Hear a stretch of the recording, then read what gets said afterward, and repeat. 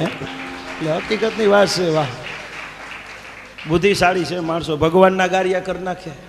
હા, એટલા માટે તો જો આ બહેનો નાના હોય ને, નાની નાની દીકરીઓ, એ આપણા દેશમાં જ આ બધા વ્રત કથા, શ્રીમદ ભાગવત કથા, કૃષ્ણ ભગવાનની કથા, સત્યનારાયણની કથા, આ બધી આપણા દેશમાં છે.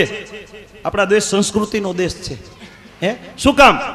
નાનપણની માલિપા બેનું નાના સરસ મજાના ગોરમાં પૂજે, એને ચાંદલા ચડાવે, એને નાગલા ચડાવે. શું કામ? સારો પતિ મળે. એટલે ખબર છે કે 1001 જ નંગ હારો પાકે છે આ દેશમાં, એટલે બેનો નાનપણમાં પૂજા કરે. આ નકર મેં કીધું એમ કે બેનને દશામાં આવે ને ઘેરે ભાઈ નશા. અને દારૂડિયાની તો વાત ન થાય, નશાબંધીમાં નોકરી નથી કરતો.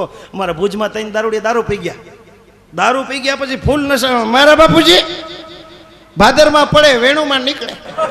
બીજો કે મારા બાપુજી ગંગામાં પડે જમનામ નીકળે. ત્રીજો એનાથી 1.5 ફૂટ વધેવો દેશી કોથરી મારીને બેઠેલો એ કે મારા બાપુજી સાંજે પાણીની ટાંકામાં પડે સવારે નળમાં નીકળે. હકીકતની વાત છે, દારૂડિયાઓને પુગાય જ નહીં. એમાં 2 દારૂડિયા દારૂ પી ગયા તો ઓલા દારૂડિયાને પૂછે એલા કેટલા વાગ્યા? બોલો કે ઘડિયાળ તો નથી, તારે ટાઈમ જ પૂછવો છે ને? તો કે હા. એક પાણો ઉપાડ્યો, કોકના ઘર ઉપર નાખ્યો, અંદરથી ડોહીમાં બોલ્યા મરી ગયા. 2:30 વાગ્યા સુધી હુવા નથી કે 2:30 થયા. પાણા મારીને ટાઈમ પૂછી લે. આને મોંઘવારી નડે, આને ધરતીકંપ નડે? ભલા માત્ર ગુજરાતની અંદર મહેસાણાની અંદર અમે નરસદભાઈ બધા કાર્યક્રમ આપવા માટે ગયા. જો ત્યાંની ભાષાની મજા છે. અમે મોટરમાંથી ઉતર્યા તા તો પડકારમાં અલ્યા ડાયરો આવ્યો. અમારા ભેગા એક લેડીઝ કલાકાર આવ્યો તો બેનોએ કીધું ભેગી ડાયરી આવી છે.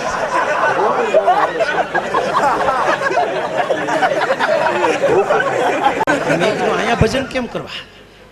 મને કે આવી ગયા? મેં કીધું હા. મને કે રસિકભાઈ તમે ટોળકીમાં કેટલા માણસો? મેં કીધું ટોળકી નો કહેવાય, મંડળી કહેવાય. મને કે તમારા બધા સાધનો કેટલા? મેં કીધું બંદૂક નથી, આ તબલા છે ને વાજિંત્રો કહેવાય. મેં સરસ મજાના ભજન શરૂ કર્યા, ગણપતિ બેહાડ્યા. એ ગણપતિ બેહાડ્યા ને તા તો એક ભાઈ આવ્યા. મને કે રસિકભાઈ અમારે 2 દુહા ગાવા છે. મેં કીધું ગાવ. એને દુહો ગાયો. કેવો? ઓ અણદા કે પોર મણદા ગોમડા ગોમડા ફે.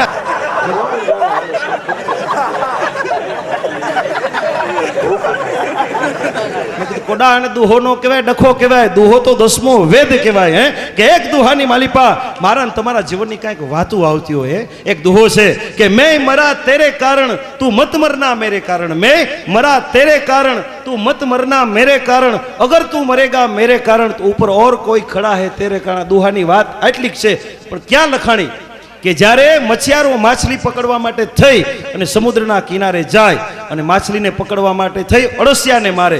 અળસિયાને કાંટાની માલિપા ભરાવે, કાંટો પાણીની માલિપા જવા દે. અળસિયામાં થોડોક જીવ હોય, માછલીને ખાવા માટે દોડે ને ત્યારે અળસિયું બોલે કે મેં મરા તેરે કારણ તું મત મરના મેરે કારણ, અગર તું મરેગા મેરે કારણ તો ઉપર શિકારી ખડા હે તેરે કારણ. આને દુહો કહેવાય.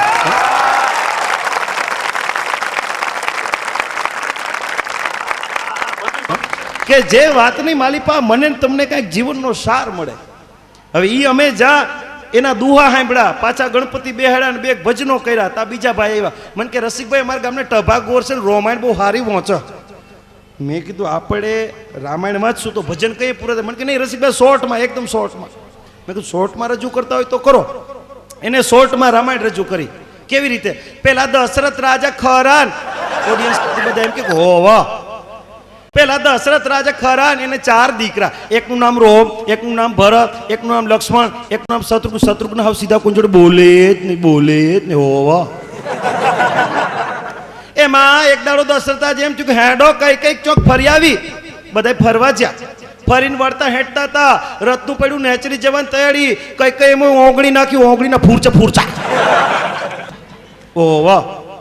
તાર દશરથ રાજા કીધું તમારે ઓગળીના ફૂરચા થઈ ગયા, તમારે જોઈ તો મોગી લો. તો કે હેડો ઘરે ટાણો આવશે તારે માગી લે. હું ઘરે જ્યાં થોડા દાડા વીતા, સંપત્તિના ભાગ પડ્યા, કઈ વાંધો પડ્યો.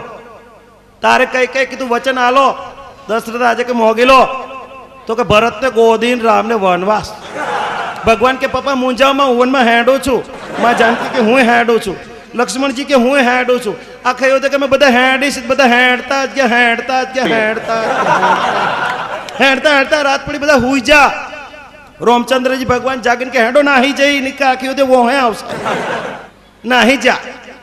જંગલની માલી પર ઝૂંપડી બાંધીને રાહ, પેલો લંકાન રાજા રોવાના આવ્યો, માતાજીને હેન્ડલ લઈ જાઓ. ઓ વાહ, ભગવાન પાછા મૂંઝાઈ જા. ભગવાન પાછા મૂંઝાઈ ગયા. હનુમાનજી કે ભગવાન મૂંઝાવ નહીં, હું માતાજીને લાવી આલું. હનુમાન જીત ગયા, માતાજી હેડો, માતાજી આવી ગયા. એટલે મેં કીધું આમાં રામ રાવણનું યુદ્ધ તો ન, મને કરે ભાઈ સીધી રીતે આલી દે, હું માથાકૂટ કરવા. શોર્ટમાં રામાયણ કરવા. એવા એવા વ્યક્તિઓ મળે ખરેખર. એક બેન રોવા માંડ્યા હમણાં. અમારી સોસાયટીમાં પોલીસ લાઈનમાં રહું છું, તમને બધાને ન ખબર હોય તો કહી દો, આવું બને નહીં, તમને માય નામ ન આવે. જુનાગઢમાં પોલીસમાં જ નોકરી કરું છું, તમને વિશ્વાસ ન આવે.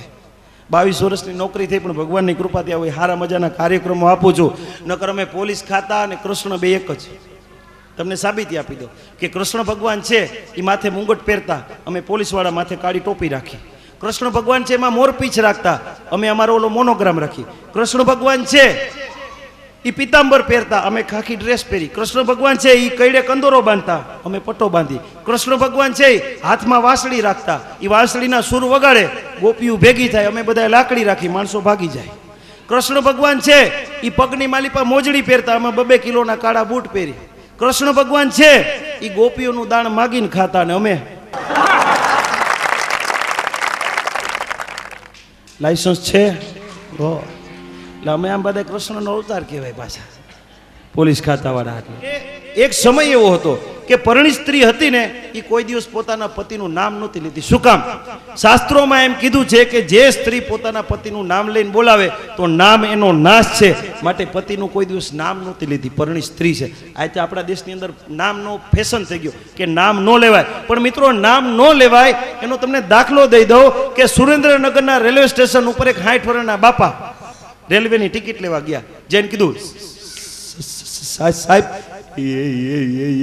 ટિકિટ આપો. સાહેબ કે ક્યાં નહીં આપું? તો કે ગામનું નામ તમે બોલો. ટીટી વિચારમાં પડી ગયા કે ગામનું નામ હું બોલું, ટિકિટ આ બાપાને જોઈશે. કે ક્યાં નહીં આપું? થાનની આપું, ચોટીલાની આપું, ચમારજની આપું, વાંકાનેરની આપું, રાજકોટની આપું, જામનગરની આપું? તો કે થોડાક આગા નીકળી ગયા, પાછા આવો, પાછા આવો. તો કે બાપા તમારે જામનગરની નથી જોતી, ચોટીલાની નથી જોતી, રાજકોટની નથી જોતી, વાંકાનેરની નથી જોતી, મૂડીની આપું? તો કે ન્યાની જ. તો કે બાપા તમને તમારા ગામનું નામ નથી આવડતું? કે આવડે છે, પણ મારી ઘરવાળીનું નામ છે, ડોહીમાન નામ હતું મૂડીમાં, એટલે બાપા નામ નહોતા લેતા ભલામણા. અને એટલા માટે તો આપણા દેશની માલી પર રિવાજ છે કે પતિ માટે શબ્દ નક્કી કર્યો શું? ઈ કકા બારકલીના 26 અક્ષરમાંથી પતિ માટે શબ્દ શું નક્કી કર્યો? ઈ. ઢ નક્કી કર્યો તો 5 મિનિટ માટે કલ્પના કરો. ઢ નક્કી કર્યો તો અમારા ઢ આજ પ્રોગ્રામ દેવા ગયા, અમારા ઢ આજ કારખાને ગયા, તમારા ઢ અમારા ઢ ઢીકો મારી લીધો. તો ઢ સારો ન લાગે. ઈ એટલે ઈશ્વર, પતિ પરમેશ્વર કહેવાય. પછી ભલે 2 કોથરી મારીને બેઠા હોય.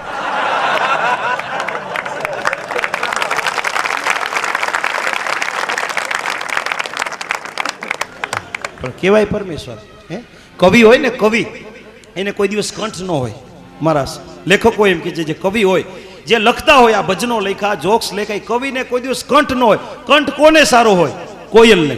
પણ જેનો કંઠ સારો હોય એ કોયલનો, એનો પાછો કલર સારો ન હોય. કલર કોનો સારો હોય? તો કે મોરનો. પાછા એના પગ હારા ન હોય. પગ કોના સારા હોય? પદમણી નારના. એના પાછા વર હારા ન હોય. 2 કોથરી મારીને બેઠા.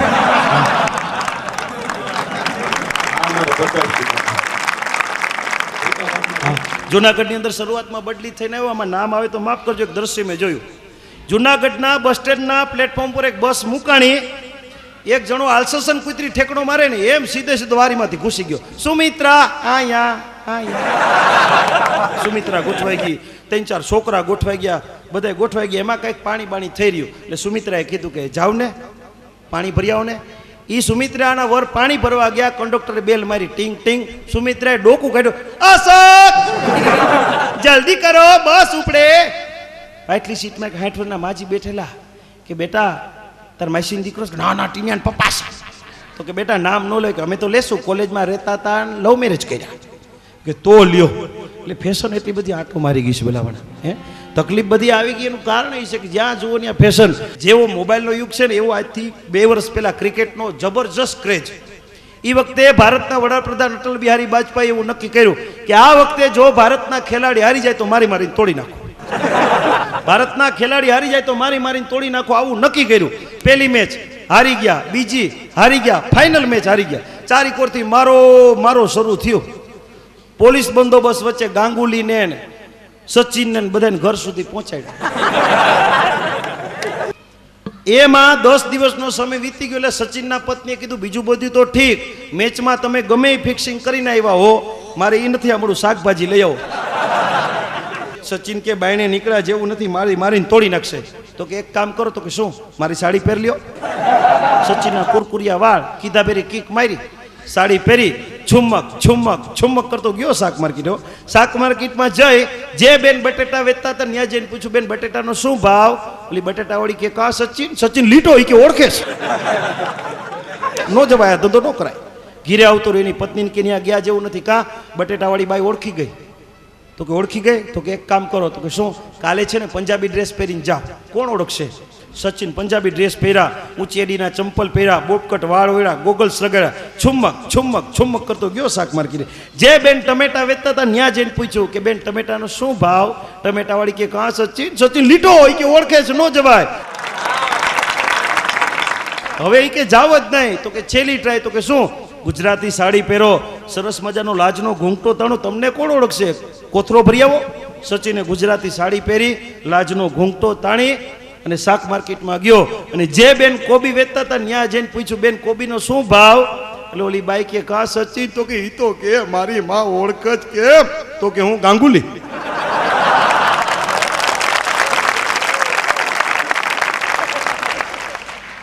બોલો 3 દી થી ત્યાં જ જપતો બોલાવજો તો ભલામણા મજા હશે જીવનની. અહીંયા જુનાગઢની ગાંધીગ્રામ શાખાની બેંકમાં એક જણો પૈસા ઉપાડવા માટે આવ્યો. પૈસા ઉપાડવા માટેનું ફોર્મ ભર્યું, આપ્યું. મેનેજરે કીધું કે આ સહી તમારી નથી. ઓલો કે હું જ ચમન જીવા, આ મારી જ સહી છે, 5 વર્ષથી આ મારું ખાતું છે. તો કે સહી બરાબર નથી. બીજું ફોર્મ ભર્યું, સહી બરોબર ન થઈ. ત્રીજું ફોર્મ ભર્યું, સહી બરોબર ન થઈ. પછી ઓલાને ધંધો મગજમાં આવ્યો. એને વોચમેનને, મેનેજરને, ક્લાર્કને બધાને બોલાવ્યા. એ કે અહીંયા લો, બધા અહીંયા લો. પછી સહી કરતો હતો ને તઈ બધાને કીધું, બધા મને પકડીને હલાવો. બધાને પકડીને હલાવ્યો. સહી કરી તો સહી બરોબર થઈ. તઈ મેનેજરે પૂછ્યું આમ કેમ? કે કંડક્ટર શું રોદા આવે ને તો હરખી સહી થાય.